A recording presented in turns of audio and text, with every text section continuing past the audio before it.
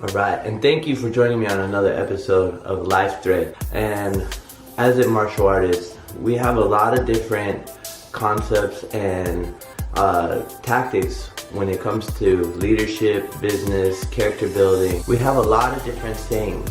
And some of these sayings are, for the obvious reasons, they're just things to remember while you're training. But another part of this is they help build your character, they help build your spirit, they help build your mind, they help build your leadership, and they impact a lot of the of your life around you, right? So one of the sayings, or one of the major sayings I should say, that we have is position over submission. Okay, and this goes into more of a grappling sense. When you're on the ground and you're grappling, there's a lot of times where there's an opportunity, or you see something that you can do to submit them, to make them stop the match, but you're not in the position to do so. So a lot of people, they want to rush to it and then they jump into that submission, but they never had the position to hold the ground.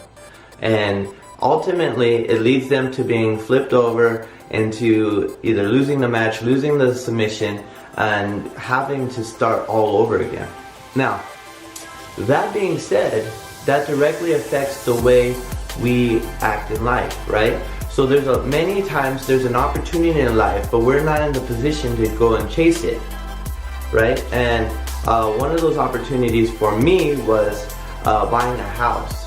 So my first house we bought, and we weren't in the position to do it. To be honest, we weren't in the position to do it. We had to give up our whole savings to put the down payment.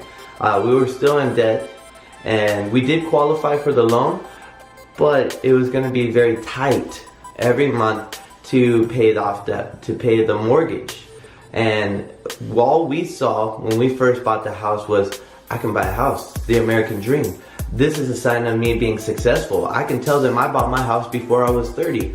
And yes, those are all true, but at the same note, how much of that was a struggle? If I just waited 2 or 3 more years, right? Now I'm sitting back and thinking about it. I'm 35 now. I bought it when I was 28, turning 29, and I'm sitting back and I'm thinking all that money I could have saved with buying a house, okay, could have been a big deal for me. Okay, I could have been much more comfortable when I first bought that house, or when I first got the house. And does it really matter if I bought the house when I was 29 or if I was 31, 32? It doesn't really matter. Now, that was all pride, my pride, that made me do that, okay? And so what happened in that situation? I wasn't in the position to go for that submission, right? Okay, so to speak. I wasn't in the right spot to go do that. But I got excited and I went for it, which ultimately pushed me back into a spot where I couldn't do anything. And it was tough living with that, right? And so it slowed down my progression. It slowed down everything, okay? And if you do it the right way, it actually accelerates you. And that's the crazy thing. Okay, be patient with it, right? Be patient, okay? And what happens is when you're patient with it and you go step by step and you go according to the plan, then you're able to zoom past everybody, okay? They may have bought a house. I may have other people that bought a house when they were 29, right? And in my eyes, I'm a little bit behind. But if I followed the game plan that I set out, right, for myself, then I would have been light years ahead of myself. And that's the thing that we have to remember, is we have a plan. We have to stick with the plan. And once we get there, be patient with the plan.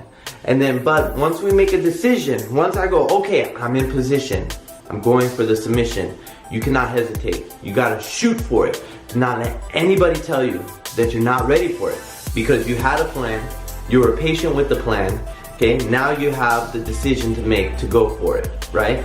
And if you let anybody impact you, if you let the thought of this not working, you're gonna fail 100%. So you gotta go in and shoot for it and submit 100%, right? You gotta go with commitment, okay? So make sure you are in position, okay? Make sure you have that plan set ahead of you so that you don't get distorted view of what is the right position, okay?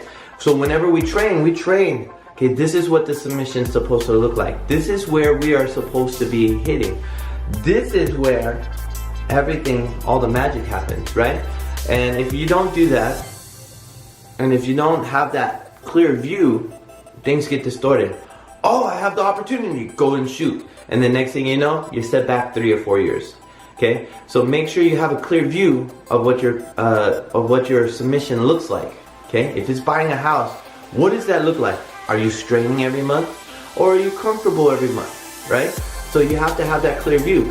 But once you have that decided mindset, once you decided in your head, I got it, I'm gonna do this, then you gotta go 100%. There's no holding back. You gotta go for it.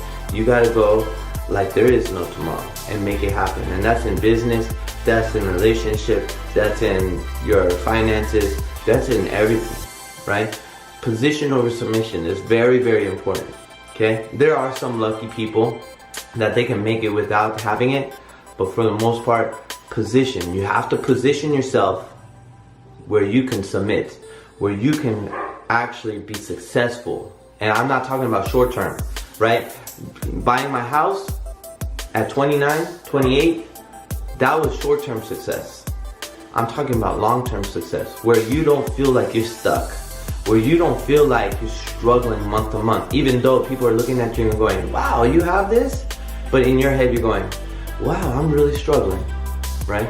Position over submission. Note to myself.